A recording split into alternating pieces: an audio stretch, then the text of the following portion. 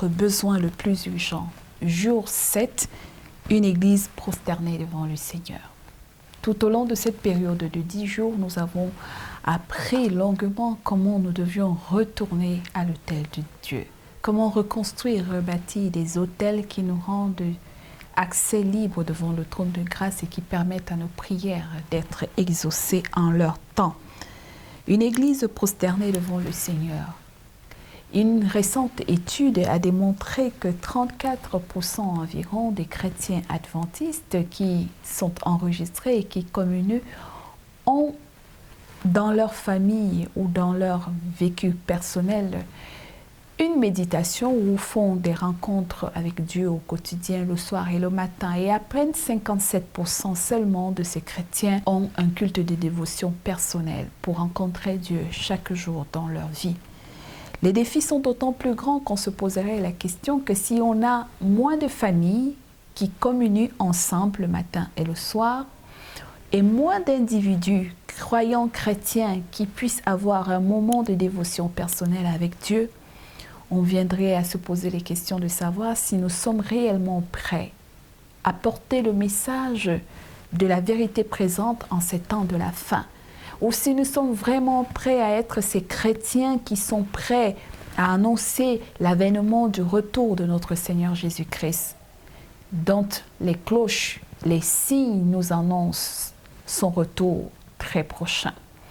Beaucoup de personnes n'y croient pas, c'est vrai, parce que depuis des générations, des siècles, des lustres, nous sommes sur ce message évangélique de salut qui promet le retour de Jésus-Christ. D'ailleurs, depuis le temps des apôtres, l'Église primitive, ils ont tous prêché et annoncé, Pierre, l'apôtre Paul, ils ont tous prêché et annoncé ce retour.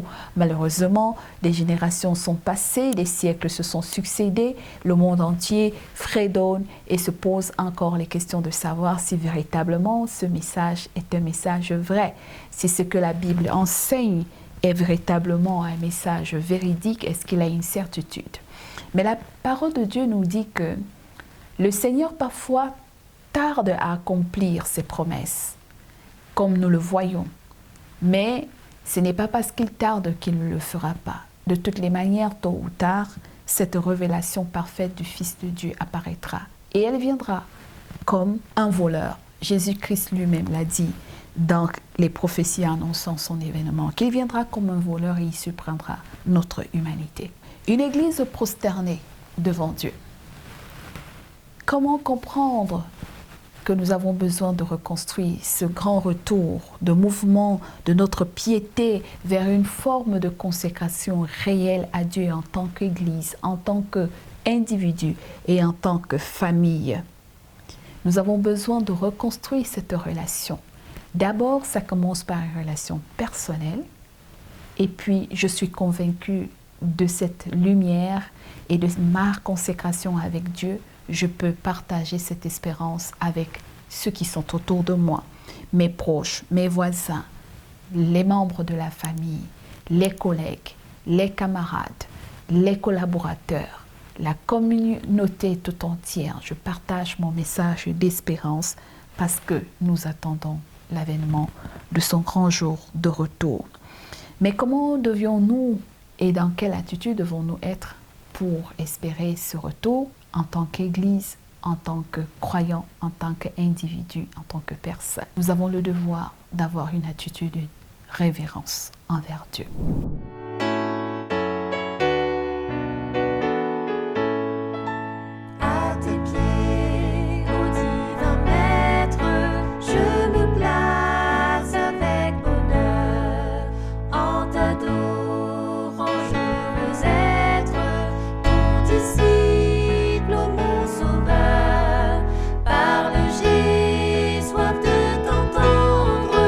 Parle, je n'ai qu'un désir.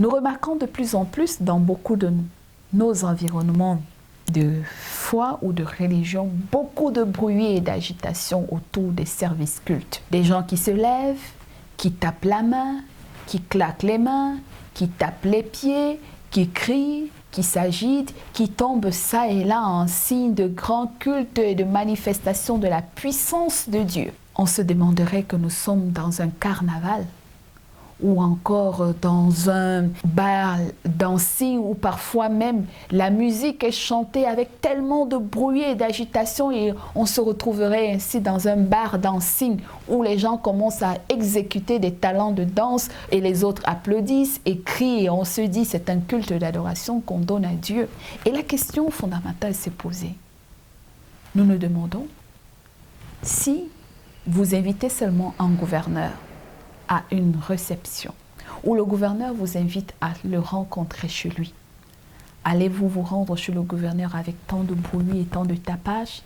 Et alors que vous y allez pour demander à ce gouverneur ou à ce chef d'État ou à ce ministre une faveur, ou même vous pour lui dire merci pour une action bienveillante à votre égard, allez-vous vous adresser à lui avec tant de désinvolture et tant de mépris, vous levant, marchant dans la salle, montant, descendant, tapant et claquetant les mains, se roulant au sol. Mais il vous prendrait d'abord pour une fou ou pour une folle. La démarche aujourd'hui, c'est de se rappeler si vraiment nos lieux de culte, nos services d'adoration, nos services de louange font encore honneur à Dieu par tant de bruit et d'agitation. Et Jésus même a reproché cette même attitude à son époque, où les lieux d'adoration sont devenus des centres de commerce, des centres d'affaires, où chacun vient faire son business, comme on dit. On vend des lots, on vend des mouchoirs, on vend des potions, on vend des gris-gris, on vend tout. Et même aujourd'hui, il arrive dans ces milieux qu'on déshabille les femmes pour y puiser quelques sous-vêtements ou quelques poils, ou quelqu'un, un gourou qui se lave les pieds et vous demande de venir vous baigner avec l'eau de ses pieds, ou de vous baigner, de vous purifier, ou de boire l'eau de ses pieds. Qu'est-ce qu'on ne voit pas aujourd'hui dans ces milieux chrétiens qui se disent donner un culte à Dieu? Il y a beaucoup de dérives dans notre attitude de vouloir adorer Dieu. Et Dieu nous rappelle aujourd'hui à revenir, à reconstruire un meilleur temple, une meilleure adoration qui lui soit convenable et qui nous rapproche avec révérence, avec respect devant notre divin Père. Vous ne pouvez pas avoir à rencontrer votre époux ou votre épouse et vous venez avec des étrangers avec qui vous embrassez, vous vous déshabillez, vous enlevez le poil et vous vous dites, et les autres applaudissent et ils rient et ils disent que c'est un culte qu'on donne à Dieu. Non. Beaucoup d'actes d'impiété se sont introduits à l'Église et dans notre service d'adoration. Le Seigneur nous dit qu'il est temps de reconstruire cette manière de s'approcher devant le trône de Dieu. Puissions-nous demander donc à Dieu de nous aider à repenser ces façons de faire et à reconstruire nos référentiels pour une meilleure adoration. Oui, une Église prosternée devant le Seigneur se doit de s'humilier, de chercher Dieu avec humilité, avec respect et avec révérence. Réapprenons à adorer Dieu dans le respect de sa grandeur. Puisse le Seigneur nous aider à renouveler cette belle expérience devant notre Dieu. N'oublions pas que c'est un temps de prière. Pensons à ces 10 personnes ou 7 personnes pour qui nous prions depuis le début de ce programme. Avant de prier, rappelons-nous ces paroles du psalmiste David dans le psaume 95, le verset 6, qui dit « Venez, prosternons-nous, courbons-nous, fléchissons le genou devant le Seigneur qui nous a fait. » Prions. Dieu, combien de fois n'avons-nous pas réalisé à quel point tu es vraiment grand, impressionnant et au-delà de la compréhension humaine. L'immensité de l'univers ne peut te contenir et pourtant, trop souvent, nous ne t'adorons pas et nous ne t'honorons pas en conséquence et avec une profonde révérence. Donne-nous un aperçu de ta gloire et aide-nous à réaliser à quel point tu mérites tout honneur, toute gloire et toute révérence. Par le Christ, notre Seigneur et Sauveur, nous te prions. Amen.